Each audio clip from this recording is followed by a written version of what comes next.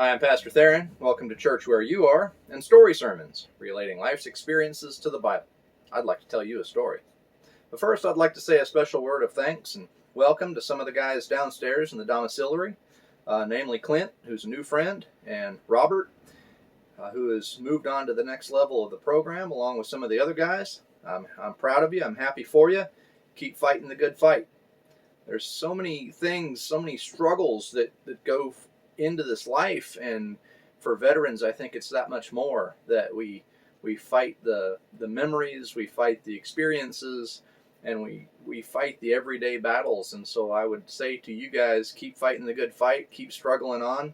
It is worth it, and it is a tough battle, so don't minimize it to the point where we think we ought to be able to do it, when in fact it's a daily struggle, a daily walk. I appreciate everyone who watches these videos and shares them and leaves comments down below. I am in the process of moving all of these videos from Facebook to YouTube. They'll still be on Facebook, but they are also now being uploaded onto YouTube. I hope that you will look them up. My link is on my account, on Facebook account. It's the Church Where You Are, and there again, I hope that you'll subscribe, watch, share the videos with other people, leave comments, leave thumbs up, and all the things that go along with that. Our passage today comes from 1 Corinthians chapter 13, beginning in verse 11. And it says, "When I was a child, I talked like a child. I thought like a child. I reasoned like a child. And when I became a man, I put childish ways behind me. Now we see but a poor reflection, as in a mirror. But we shall see face to face. Now I know in part. Then I shall know fully, even as I am fully known. And now these three remain: faith, hope, and love. But the greatest of these is love." I was just a month, or just less than a month past being 22 years old when my oldest son, William, was born. And his birthday is Tuesday, in 2 days, and he will be 26. It's hard for me to imagine him as 26 because I can remember before he was born. When I was 26, he was already 4 years old. And so it's strange to me to think of him being there now where I was then. He's gone on to do great things. He is writing software, lives in Lafayette down in Louisiana. I'm proud of him and pleased to be his dad. When my first wife and I were first married, we had talked about having a big family.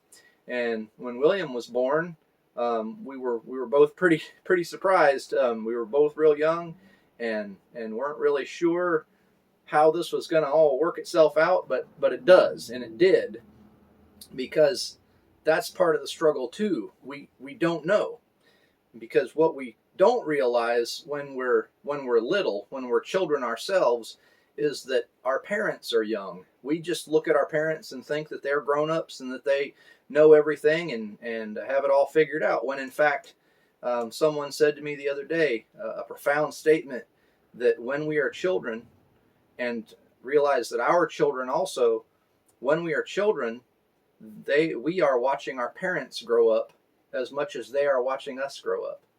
And so it's been interesting for me to come to this realization as William has grown, to realize that I was also growing. And we hold ourselves to this impossible standard of things we just couldn't have known, because we still think like a child and talk like a child.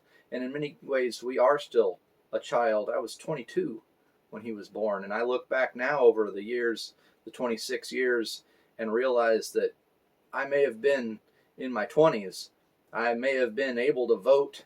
I may have been able to own property and have a family, but I was still very much a child and wasn't able to comprehend that.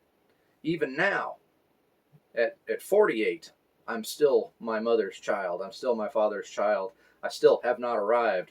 There are those people that even at this age that I look up to, and that we all look up to, that we think of as our parents and as our mentors and as our friends of great wisdom, but even they are still growing and learning, because the truth of the matter is we never arrive.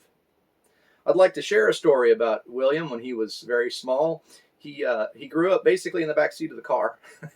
We seemed like we were always going somewhere, and he was a funny kid. He liked to tell jokes or make jokes up.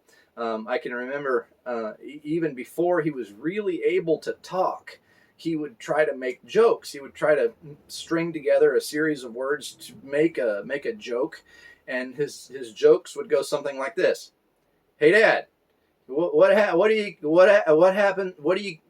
Dad?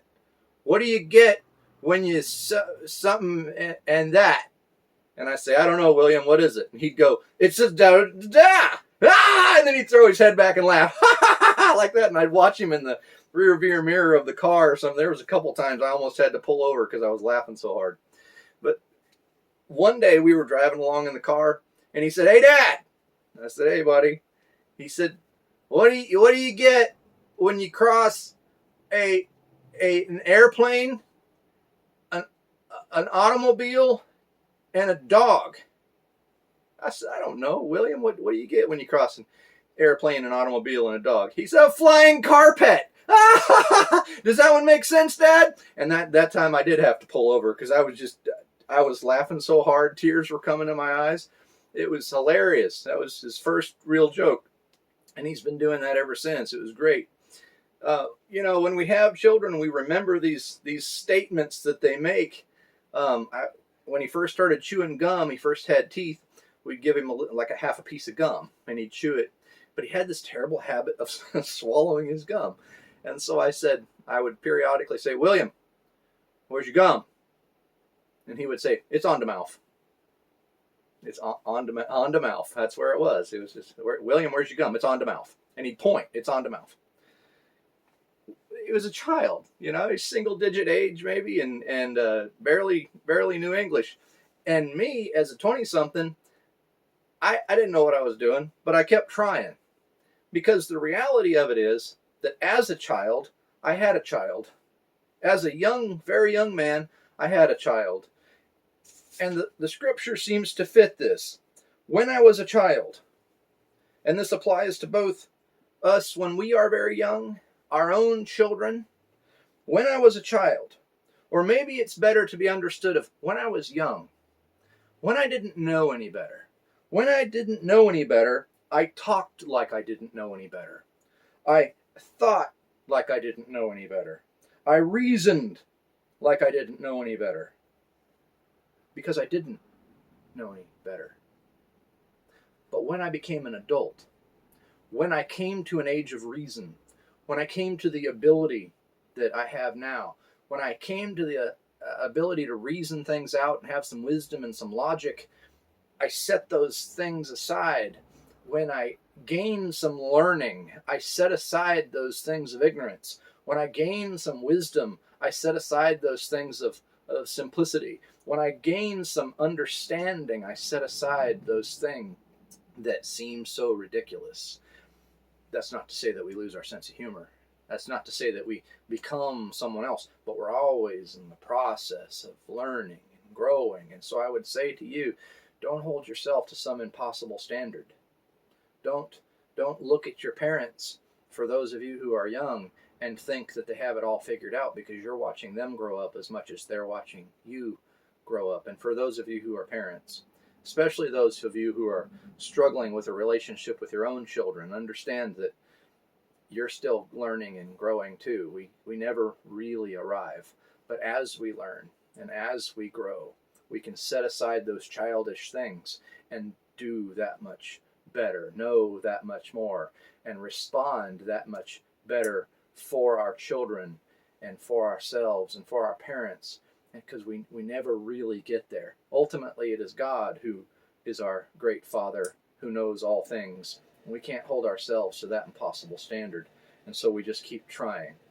So I will say to you, keep fighting the good fight. Keep pressing on towards the goal. Keep doing the best you know how to do, trusting in God, watching your kids grow up, blessing your family, understanding your own parents, and loving this life that God has given us and those He has put in our path. To William, I say to you, happy birthday. Thanks for making me a dad. Thanks for watching.